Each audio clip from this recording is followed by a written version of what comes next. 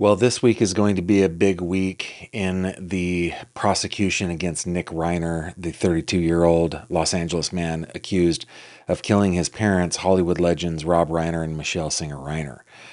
But over the last couple of days, it seems to have come to light that maybe there was some foreshadowing that something was amiss, that police should have seen something coming, maybe, perhaps, maybe. Let's talk about it.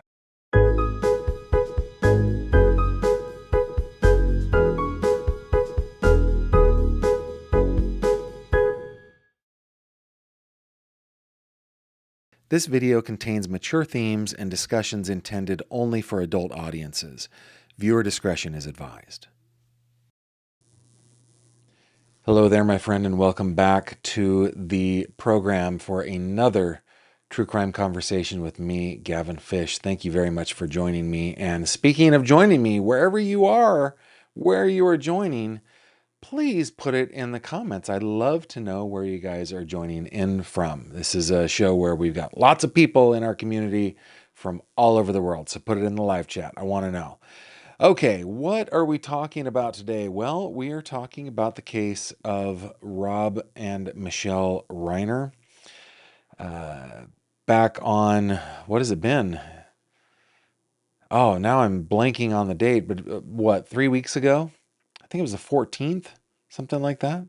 3 weeks ago, 911 was called. Emergency responders headed over to the Brentwood home of Rob Reiner and Michelle Singer Reiner. Of course, the Hollywood legends, the icons that are the Reiners.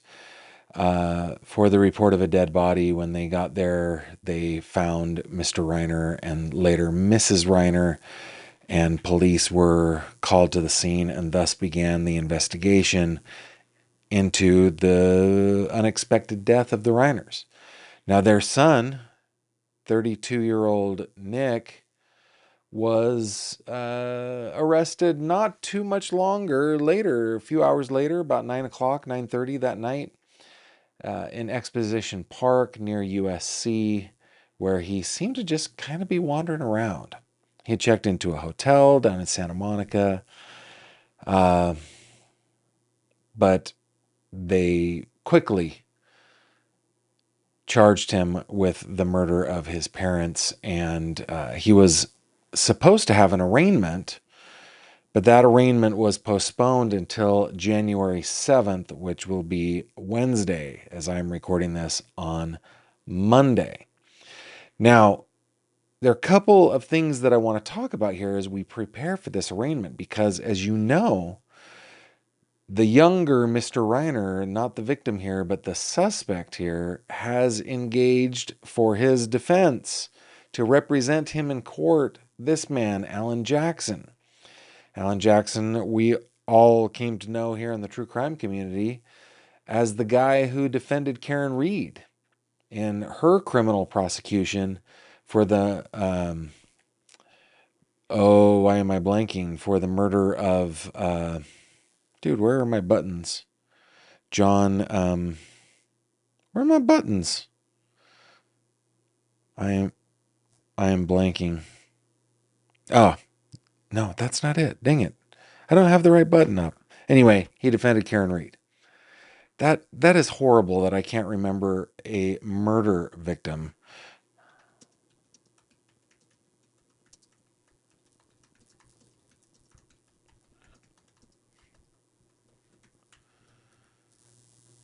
Oh my goodness, John O'Keefe. Goodness, I am blank. Guys, it's going to be a long night.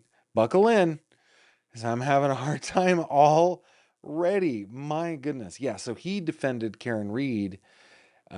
She had been charged with the murder of John O'Keefe, and I don't have my button up for Mr. O'Keefe, which kind of sucks. But anyway, there was a guy that talked a little bit about the whole idea of engaging Mr. Alan Jackson, and I want to get into that too. We're also going to get into the foreshadowing stuff, so stick with me here as we go through. First, I want to check in to see where you guys are tuning in from. Let's see what we got. We got Good old Erie, PA, Patty. Glad you're here. San Diego is in the house.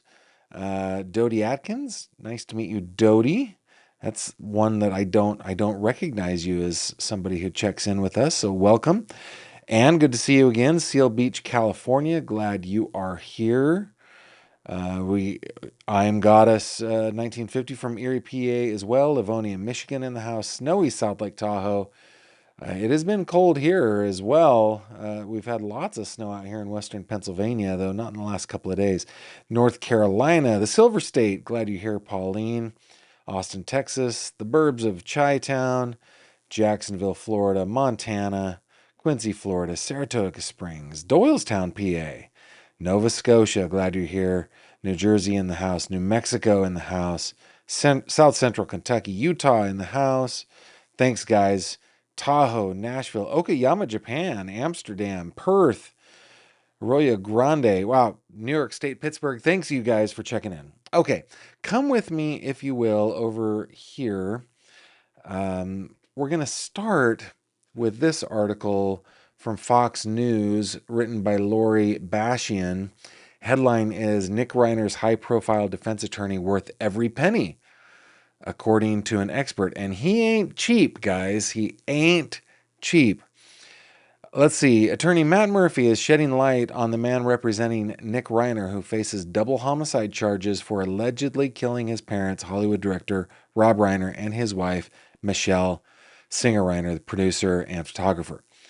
In a recent interview with Fox News Digital, Murphy called Nick's defense lawyer, Alan Jackson, an immensely talented trial lawyer who is in his prime right now.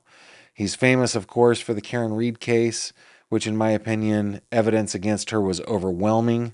And Alan put his talents on full display for the whole country to see, Murphy said. I think that many of us would disagree with the characterization about the evidence, but okay. I mean, you're welcome to your opinion, Mr. Matt Murphy, sir. Jackson famously defended Karen Read, who was accused of hitting her boyfriend, Boston police officer John O'Keefe, with her car and leaving him to die during a snowstorm. She maintained, her innocence throughout two criminal trials, the first trial ending in a hung jury before ultimately being found not guilty of murder and manslaughter in the second. And I think, if you guys remember, they added another option for the jury to choose so that they could feel like, and I think this is good lawyering, so they could feel like, oh, they got her on something, drunk driving, right? Murphy explained that given Jackson's skill and his talent, he, as they say, ain't cheap, but said Nick likely has access to money somewhere, which is a question that you all have asked me. I don't have the answer to it, but I imagine that his family is footing the bill for his defense. And by family, I would say that money originated from his father and mother, his alleged victims. His victims, according to police. Whether from a relative or a trust, he added that he isn't surprised at all that Jackson was hired. Continues Mr. Murphy. There's a lot of people I know. Alan would be on my short list. He might not be my number one to represent me if I was in trouble in LA where I grew up, but he'd be close to the top. So yeah, he's a superb attorney. Just a few days after the murders, Jackson made headlines when he was seen visiting the Reiner home. According to Murphy, most trial lawyers who are familiar with murder cases learn that the sooner you can get into the crime scene, the better, sometimes without even knowing what they are looking for. This is something that we saw on Brian Enton's show, where he actually showed Alan Jackson going to the Brentwood home of the Reiners, and I think that's in good form, right? Get to the crime scene, understand the crime scene, because, with photography, it's kind of tough. I mean, you can figure it out, especially with lots of experience. But if you can be in the space, you can see the space, you can see where things are, see where the bodies were. It's a good idea to be there. Seeing the crime scene in person gives lawyers, quote, a visceral sense of what happened there, which can be critical and the quote is opening and closing here, but whatever. When presenting the facts to a jury, Murphy said, when practicing law in Orange County, excuse me. Oh my goodness. Guys, I need to sleep better and more.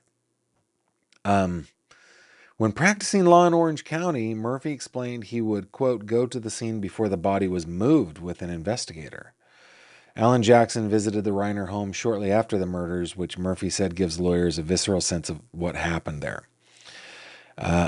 I think that was probably a caption of an image that didn't make it into the PDF. Anyway, you want to go so you can see it and so you can sort of take it all in, because that will make you far more effective in communicating to the jury, Murphy said.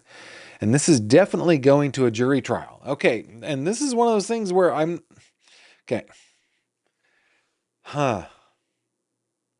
Is this definitely going to a jury trial? I'd love to hear your comments just put GF in your comment and tell me whether you think or not this is going to trial. In fact, maybe what we'll do, let's do this. Let's do a poll real quick. Let's just do a poll. Let me start the poll. Will this go to a jury trial? Let's find out. Tell us yes or no in the poll, all right? And if you would be so kind in the comments, tell me why or why not. Why do you or don't you think that this is going to go to a jury? Keeping in mind, of course, that the vast majority of cases never see the inside of a courtroom with a jury present. They typically they typically plead, right? Either they throw themselves upon the mercy of the court, or they, why does this happen? There must be some like mechanism in my brain that is making me yawn during my live streams, because I have not been yawning all day. I've been working hard all day. Maybe it's the lights in my eyes. I wonder if it's that. I don't know. Anyway, the vast majority, either they throw themselves upon the mercy of the court, or they strike some sort of plea bargain with the prosecution, and they don't ever see a jury. And I'm talking criminal cases, hardly ever. And I also remember, this is a bit of a tangent. I'm sorry. This is a bit of a tangent.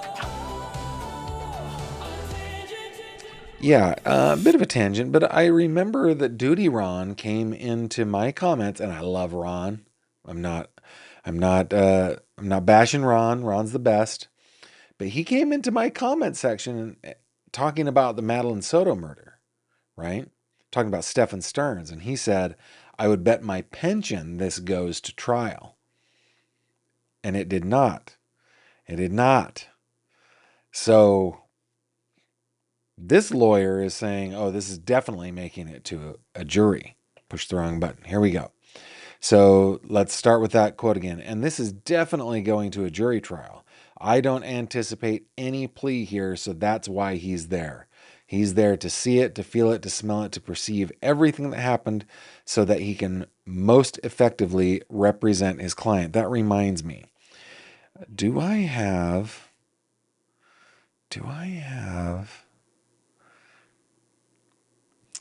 Let me see if I do. There was a video. I can't remember if I showed it, but it was where Alan Jackson did his press conference. I guess I don't have that. But anyway, in his little press conference, he was like, there are complexities here. This is a very complex case. This is going to, we need to look at very, very difficult and complex. I mean, he said complex 98,000 times. Difficult case. And of course, we believe that this is going to be a not guilty by reason of legal insanity kind of a deal. But I don't know. Will there be a plea? I don't know. All right, here we go. Mr. Murphy thinks not. So he's there to see it, to feel it, to smell it, to perceive everything that happens so that he can most effectively represent his client. As a lawyer, Murphy predicts that due to the nature of the case, Los Angeles County District Attorney Nathan Hochman will likely not seek the death penalty. Explained that when he used to sit on a committee in Orange County that decided whether a case should be viewed as a death penalty case, they recommended death in less than 4% of all cases that came before us with special circumstances, adding that they're even stingier traditionally in Los Angeles. So the likelihood is against the DP, according to Mr. Murphy. The special circumstances, of course, is because it happened with a knife. That was the special circumstance. Continuing for Mr. Murphy, this is intra-family. This is what's known as parricide, where somebody kills their parents. And these intra-family things, especially when there's sort of the stubborn, tragic use of drugs or mental illness, my prediction is Hochman is not going to see this as a death case, he said. Here's a picture of the victims with their alleged murderer. He continued, I think we're going to all expect that this will be what's known as LWOP, or life without the possibility of parole, which is the mandatory minimum if he's convicted of a special circumstance homicide in the state of California. But I think the real match here is going to be experts and lawyers in a sanity phase. That's my guess. And remember, with sanity, the burden shifts. And this might work well in Mr. Jackson's favor, right? I mean, the Karen Reed case, that was a tricky case where he secured an acquittal. I'm not going to go as far as Mr. Murphy as to say that the evidence was piled against Karen Reed, because, I mean, we don't need to relitigate that. But anyway, it did take skill and talent by Mr. Jackson. Maybe an insanity defense is going to play into his skill. Remember, the insanity defense, the burden shifts from the prosecution to the defense. Instead of the prosecution having to prove all of the components of murder beyond a reasonable doubt, the defense must prove that he was legally insane beyond a preponderance of the evidence. So he might be looking at okay, we're going to get this young man into a mental health facility where he's locked up, he can't go anywhere. Hope maybe for the rest of his life, but it's good for him, it's good for his family, it's good for everybody involved except the victims who are dead. Maybe it'll play to him. Let's check in on our poll. You guys think that 47% say yes, this will go to a jury trial, and 53% say no. We're statistically tied there, right? Very, very close anyway, with 139 votes. So small polling sample. It's not scientific, but we're within the margin of error, I'm sure, if this were a statistical model. But I think I'm going to lean no, that this isn't going to get to a jury trial. Very, good feedback, guys. Let's see what you guys are saying over in the comments. We got Fredonia in the house. Glad you are here, Fredonia. Fredonia, PA, not Fredonia, New York. Safety Harbor, Florida. Chilly Cape Cod, Mass. I bet it's cold up there. I bet it's cold. Yes, John O'Keefe. Thanks, guys. Man, I was having such a hard time pulling that name out. Okay, let me refresh and get to... watching from Brazil. Awesome. Glad to have our Brasileiro sisters in the house. Patricia Burns says, Gavin, I would like to know exactly when he was diagnosed with schizophrenia. I would like to know that too. You know what I would also like to know, and maybe we can do some research on this, is schizophrenia, or can schizophrenia be a result of prolonged drug abuse? Is that possible? Or is it something that is not related to that? I don't know the answer to that. I'm not the guy to be asking. I am I'm the guy to ask. I'm the guy to do the asking, not the guy to. It doesn't matter. You guys get what I'm getting. I don't know when it was. We only know that, according to reports, he was being treated for schizophrenia. Antis says, I think it'll go to trial as I believe Nick won't take a plea that California is willing to offer. I think he also wants the attention of a trial. I I mean, that is an interesting point of view. I I wonder if this is a kid who is attention seeking.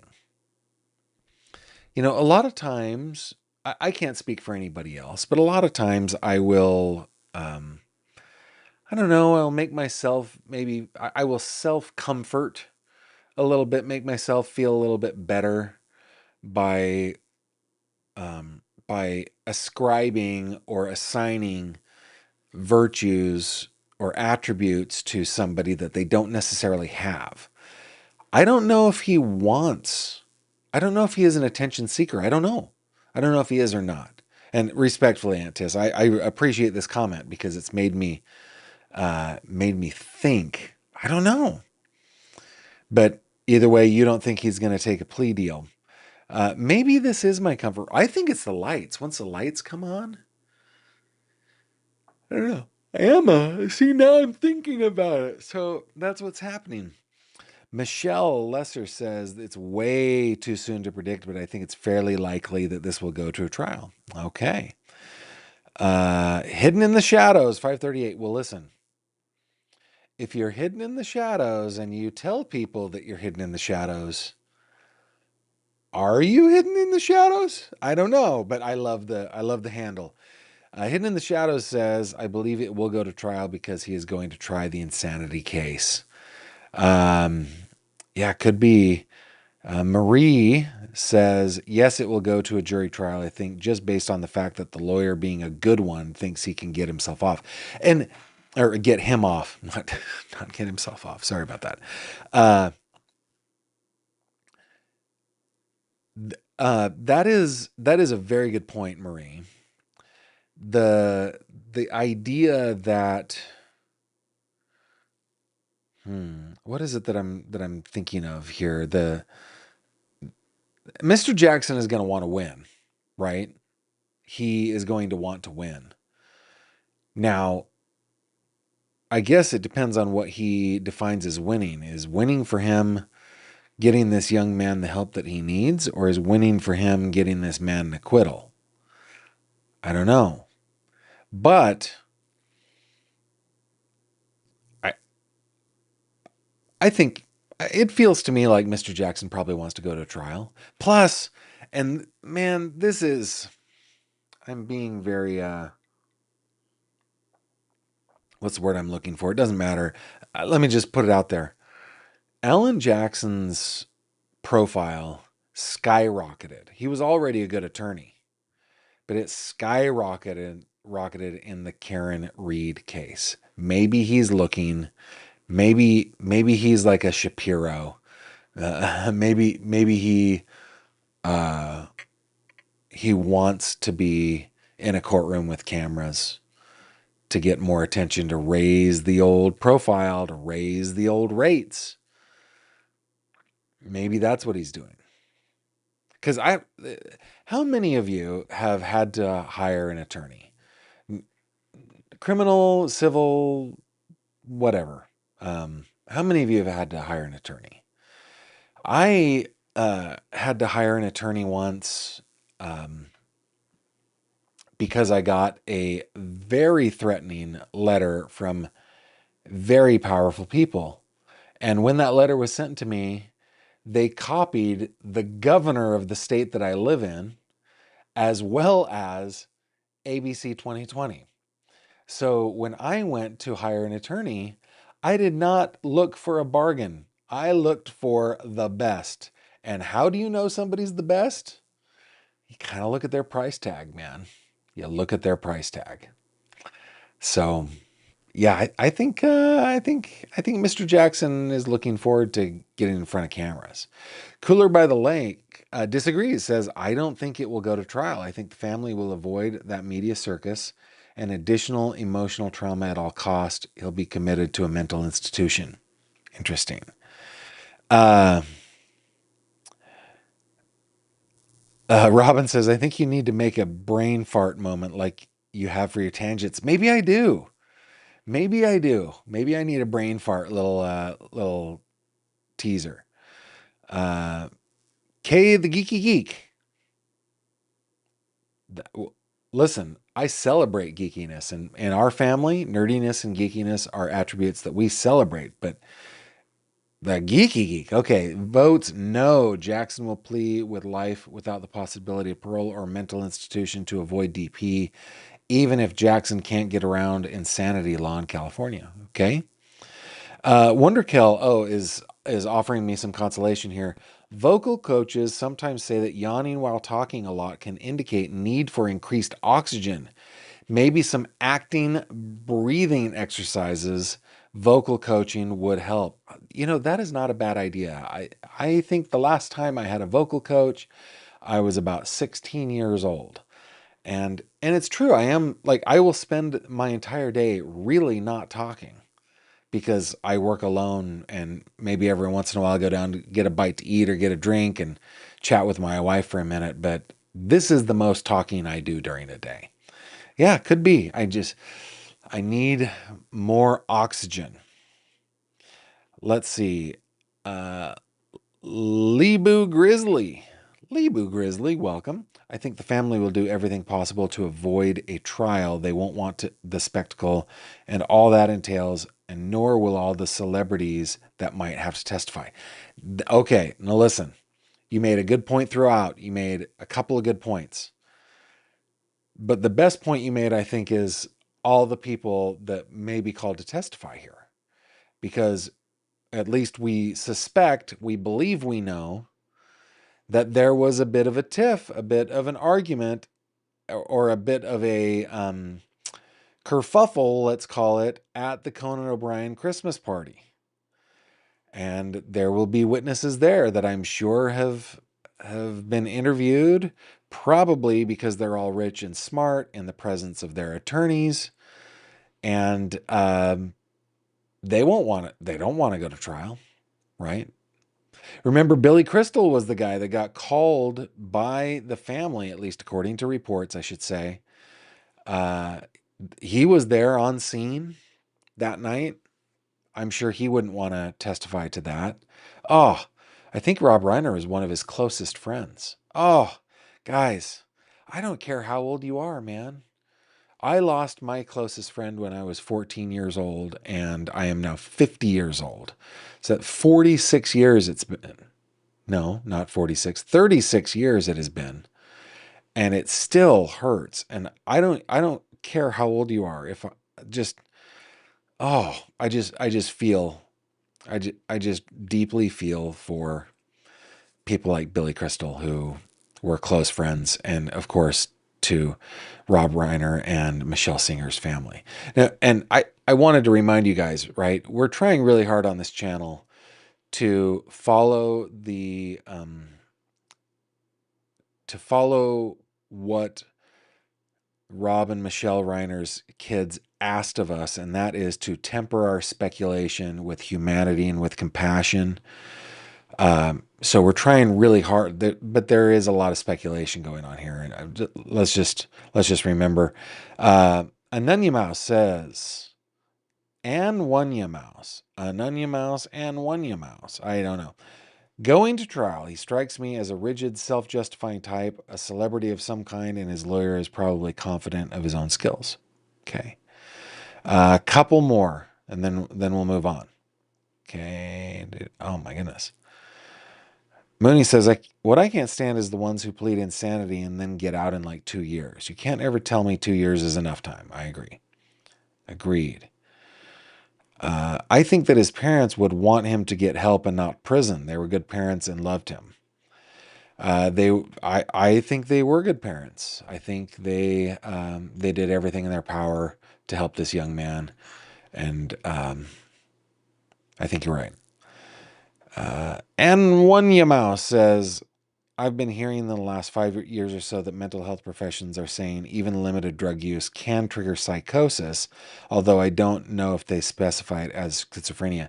Yeah, there is a case. If you guys go to my old website, let me go over to the website. I just want to bring up a case that is like this. It's the case. It's David Elmquist. David Elmquist had marijuana-induced psychosis. In fact, it's one of the reasons that I think that his murderer got away with murder, is because he had that history in his recent past before his death of psychosis that I believe was drug induced. And if you don't know this case, I've covered it at pretty good length. There's a lot here. Okay, so go check that out. It's a great case to become familiar with. Let me bring up our victims again. A couple more comments before we move on. Carlene126 says, I don't think Jackson will think he can actually get an acquittal, but maybe win an insanity defense and put the boy in a psychiatric hospital for the rest of his days. I think that would be good. Elizabeth says, be careful. I'm an attorney, Gavin. And yes, price tag matters. Yeah, it does. Yeah. The other thing that matters is other lawyers saying you should go with this person, right? And One You Mouse says, meaning longer-term psychosis, delusions, and mental issues. So it could be called schizoaffective disorder, unless they come up with a new diagnosis for the DSM. Okay. All right. Let's move on to the next story that I wanted to bring you guys. Let's come on over here. We'll put up my lower thirds again. Where am I going to? I'm going right here. Okay. This was reported in People, but I think it came out in the Daily Mail before. Unnamed sources, blah, blah, blah. I don't really like unnamed sources, but I think it's worthwhile talking about. Okay. The title is Wellness Check Calls Brought Police to Rob Reiner's Home Years Before Killings. Police responded to welfare check calls at Rob Reiner's Los Angeles home on at least 2 occasions in the years before he and his wife, Michelle Singer Reiner, were killed at the residence. Their son, Nick Reiner, who lived on the property, has been charged in connection with their murder. Need to do that breathing. Records obtained by People show that police went to the Brentwood home twice in 2019. Once for a call coded as a welfare check, and once for a call classified as mental health related. The first call, placed at 9:51 p.m. on February 25th, 2019, was logged as a welfare check that instructed officers to go to a woman upon arrival. According to LAPD records reviewed by People, officers arrived at the home at 10:12, completed the call, and reported the incident to a supervisor. Months later, on September 27th, police responded to a mental health-related call for service involving a male individual placed at 4:24 p.m.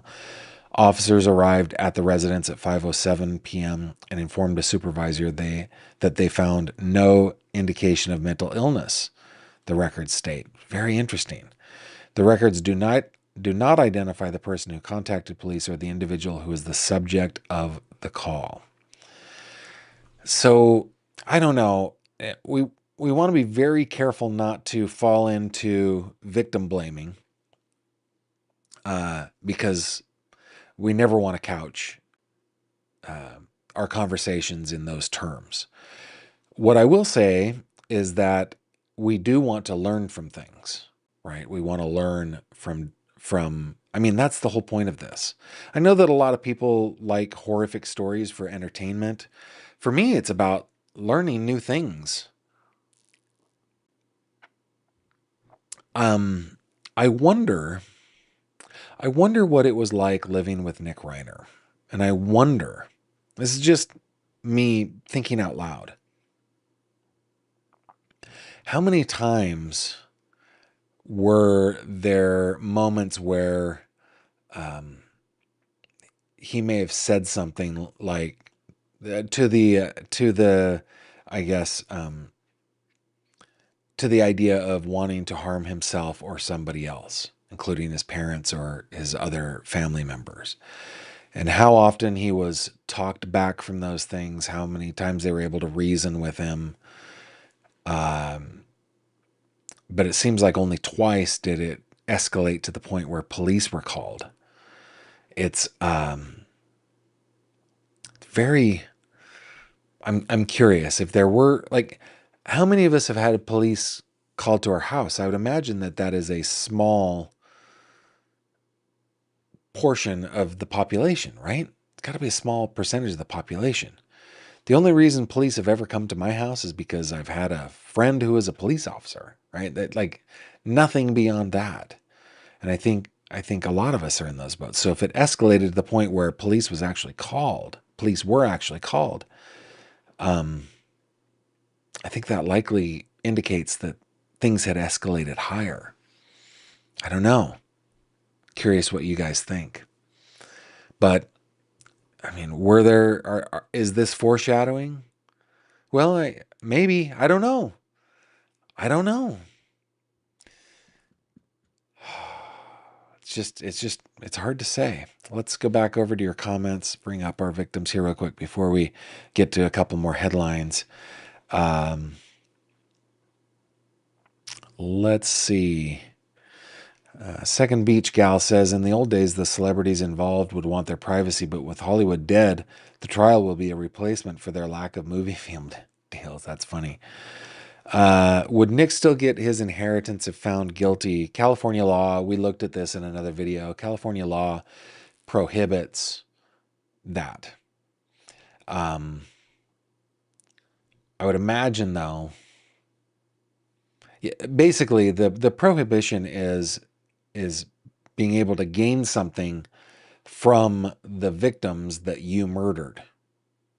Whether that was your parents, or they were your parents, or it was your grandpa, or somebody who had written you into the will, it doesn't really matter. And in California, you can't do that. However, understanding generationally wealthy families, which the Reiners, like the Reiners children are third generation wealthy. Okay. Because their grandfather, their father and mother, just knowing the behavior of generationally wealthy people, if Mr. Nick Reiner was convicted and sentenced to prison, I imagine that he would still be taken care of by the family. I really do. I just feel like it.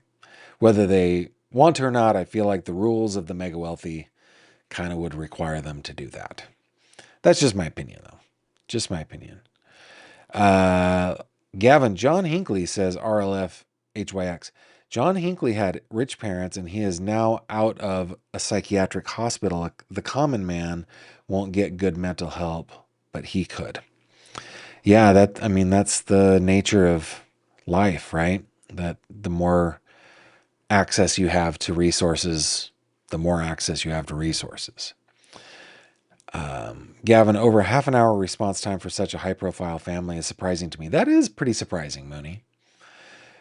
Gavin, I'm a UK doctor. Can meds cause schizophrenia? No, but it is not that simple. Happy to explain further. Yes, please. Please explain further. I would love it. Vicky Deans, something Tracy Reiner said that Nick Reiner had a gambling addiction. Ooh, could this just simply be something as simple as wanting to get money? I mean, we're all going down the pathway of mental illness. But could it, well, and in fairness to all of us, I mean, this guy didn't help. I mean, telling us, oh, there are very complex issues at stake here, issues in play. Yeah, we've all gone down the insanity defense. However, could it possibly be just something as simple as wanting to get money out of mom and dad? It didn't go his way and something snapped. I don't know. I do not know. Vicky Dean saying yes, wanted to borrow money from her. Could be. Could be. And I hope that Carrots and Other Veggies hops back in here to tell us a little bit more about whether meds can cause schizophrenia, because we definitely want to talk about that. But before we do, let's hop into some headlines, shall we?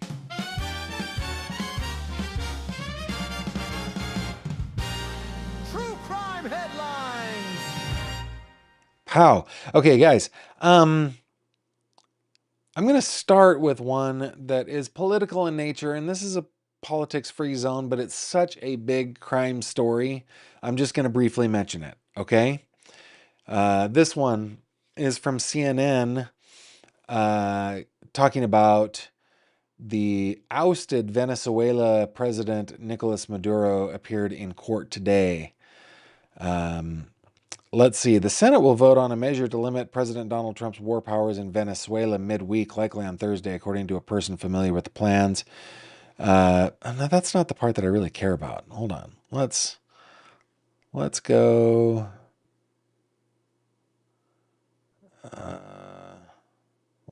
I don't care about that part. The politics of it is really not all that interesting to me. Dang it, did I? It doesn't matter. The headline is he was in court today for his arraignment. He said through a translator that he is not guilty of the crimes that he is accused of. His wife said the same thing. She is not guilty. They had not read the indictments. They said that they had just received the indictments and they will read them. I don't want to get into the politics of it because I don't like politics. Not on this channel anyway. Okay, the next headline that I wanted to bring up to you, very concerned Corey Richins. I mean, look at that face. Attorneys meet ahead of upcoming evidentiary hearings, jury trial for Corey Richins. You guys remember that Corey Richins is accused of poisoning her husband to death with enough fentanyl to kill an army of elephants. Apparently over money, and apparently, or allegedly, had tried to do it before. Anyway, Summit County, Utah, my home area of Utah. It's where my grandparents were born and raised, and where I lived in my childhood. A virtual hearing for the Camas mom accused of, I'm sorry, I get so nostalgic here. Camas is like, it's where I went to elementary school for the first few grades. Okay, a virtual hearing for the Camas mom accused of killing her husband took place Friday as attorneys prepare for the trial set to begin in February. Corey Richins, 35, was initially charged with aggravated murder and 3 counts of possession with intent to distribute in 2022. She allegedly killed her husband, Eric Richins, using fentanyl in March 22. After his death, because she had chutzpah for days, she wrote a children's book about grief and promoted it, even visiting ABC4's lifestyle show, Good Things Utah. At today's pretrial conference, this was Saturday, the defense and prosecution discussed upcoming deadlines and how witnesses would testify at the trial. A 2-day evidentiary hearing is scheduled for January 7th and 8th. So we got a lot going on January 7th and 8th. We got Mr. Reiner and we've got Corey Richins, where the court will review evidence and motions for the upcoming jury trial. According to the judge, 1,486 jury questionnaires have been completed in Summit County, which is like, what, half of Summit County? Now, I don't know how big Summit County is these days, but an additional 345 have been sent but have not been responded to, and those potential jurors are being notified again on Friday to complete the questionnaires. So yeah, looks like we're headed to trial. We're headed to trial in Corey Richins. Those are your headlines.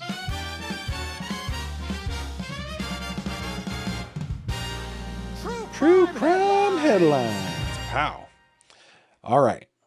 Now, let me go over to comments again. I want to see if all the vegetables are going to be... Okay, yeah, there are a couple. All right.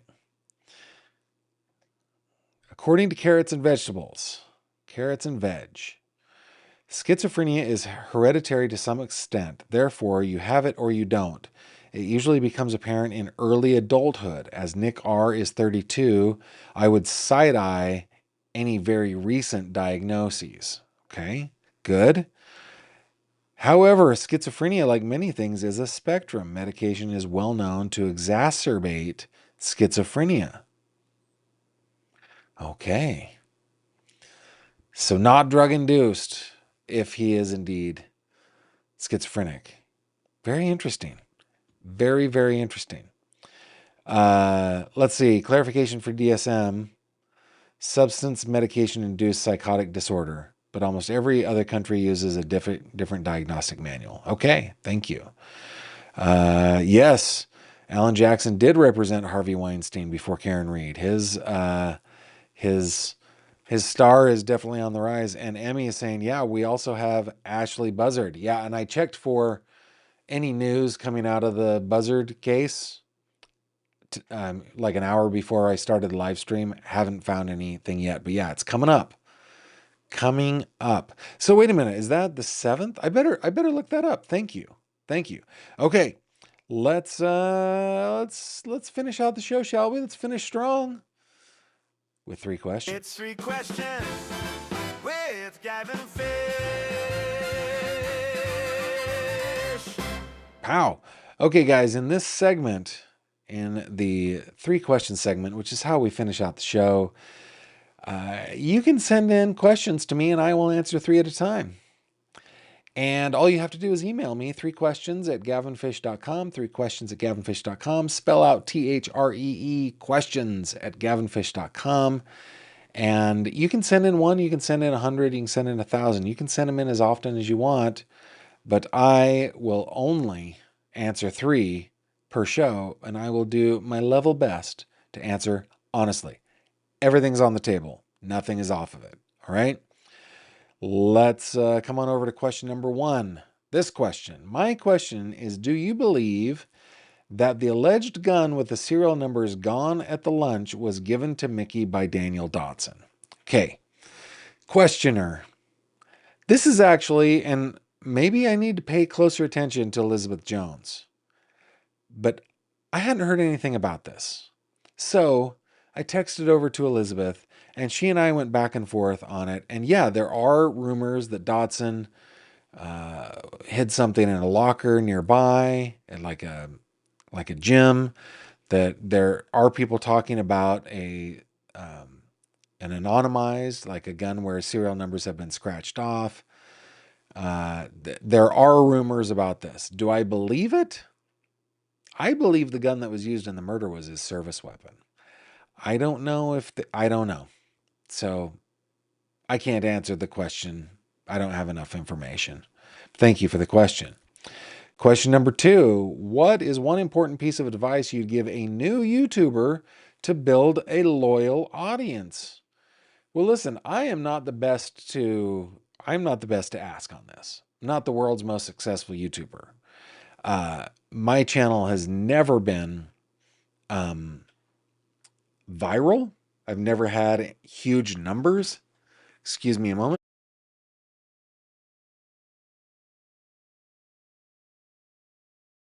Wow, that was a big sneeze, guys. Where was I? Oh, I've never had anything go viral. I've never had anything with huge numbers. I've just plodded along with the help of very important people like Jamie and Autumn and Mooney and Robin. Lots of people, volunteers in the background that help me along. I've just kind of plodded ahead. And so I would say, find your audience, do your best to find your audience. Don't chase monetization, don't chase money. Just make yourself a good channel, making content that is good. The most important thing, though, which is so stupid to say this aloud, the most important thing is your thumbnail. Very important. I was complaining to you guys. You guys remember this? That like the last 3 months, I've lost money on YouTube. Like it's cost me more to run this channel than I have earned. But what I did was I changed my thumbnail in an attempt to make it better, and my numbers just took a dive. Done. I switch back, numbers come back up, people join me again. People go, "Oh, Gavin, I haven't seen you in a while," because they didn't recognize my thumbnail. So, yeah, stay consistent, stay true to yourself, find your audience, make a banger thumbnail. Don't follow mine because mine isn't all that banger. It's just everybody knows it. So that's what I do. Yeah, be true to yourself, be who you are, be genuine, be authentic, and so that when people meet you in person, they realize that you are the same person. You don't want to put on an act.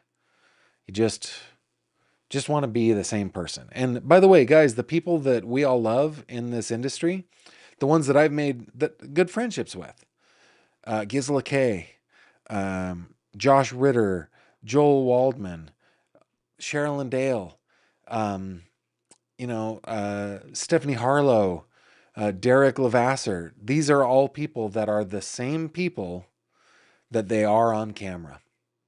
And I like to think that I am too. I if you meet me in person, this is who I am. So be that. Just be true to yourself, be authentic to yourself, make good content, and make a banger thumbnail. That's what you do. And there is a book that I would recommend called The YouTube Formula by Darren. I can't remember. Look up The YouTube Formula. It's a good book.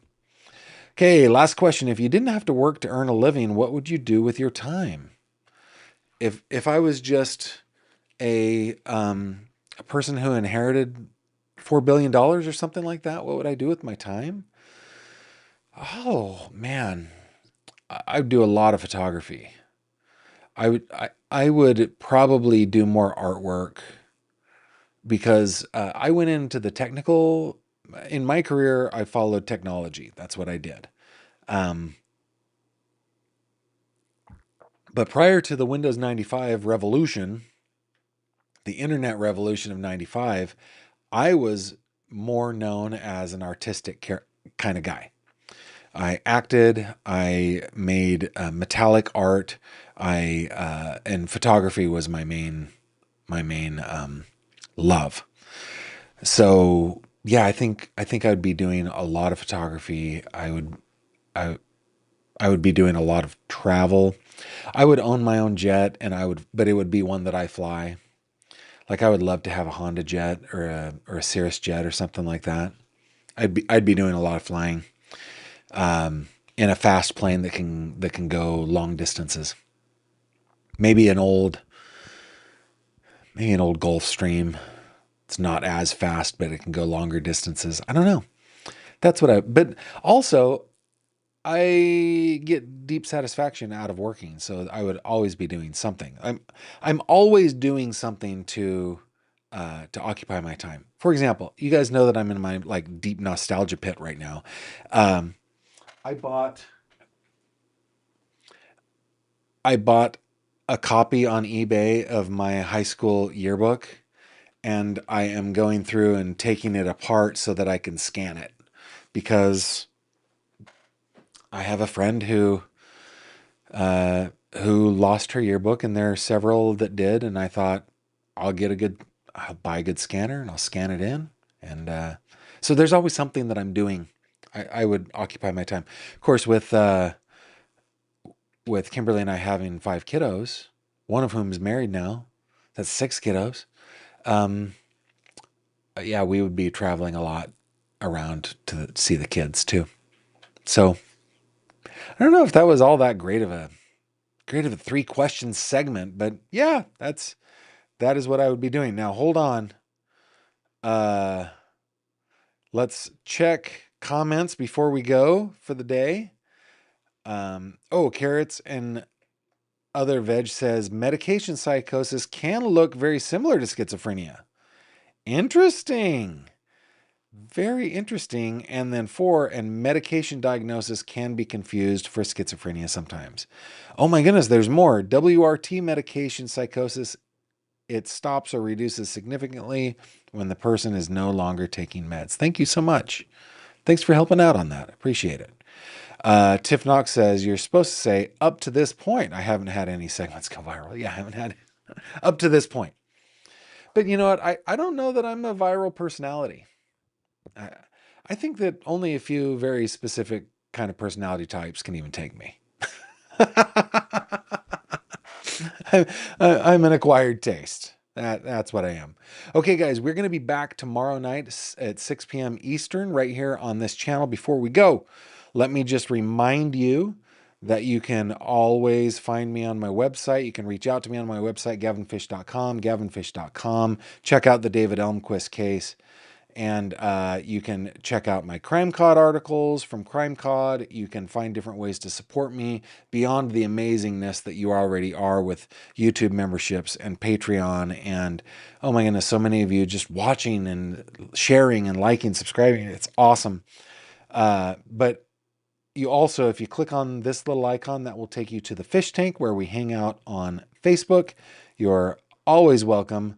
And oh, Kimberly's having me do little shorts, little reels from questions from comments in the live stream. So I'm going to start doing that a little bit. But come join us. You're cordially invited to join us on the fish tank. And lastly, if you click on the little envelope icon, that will take you to a form where you can get in touch with me and contact me. That is a great way to do it. Don't forget also to send in those questions, 3 questions at gavinfish.com. With that, guys, just checking in any other. Let's see. Autumn's asking, any luck with the new camera? Yeah, it is operating. It is operating. And I've got a roll of film in it. And I've got a few snaps that I've taken with it. What we're talking about is a Canon SLR that Autumn gifted me because I love SLRs. And I'm shooting black and white film in that camera because I will be developing it myself. And I never learned how to develop color. But I love black and white photography. So that's what I'm going to be doing. Sue says, Gavin, after listening to him laugh and joke about all he got away with for years on a podcast, I think he's faking illness, using it as an excuse. Yes, I think he wants attention, always has. Okay, we're talking about Nick Reiner. Yeah, Nick Reiner. Got it. Hey, Wayne, you just got to send it into 3 questions. I will answer that question, but you got to send it in. All right? Thank you guys for keeping it classy. Thanks for the best chat on YouTube. I bid you adieu, and we will see you tomorrow night, 6 p.m. Eastern, right here. Until then, take care of yourselves. Thank you very much for watching this video. If you liked what you saw, please consider subscribing. And if you have any questions or comments, please leave them below.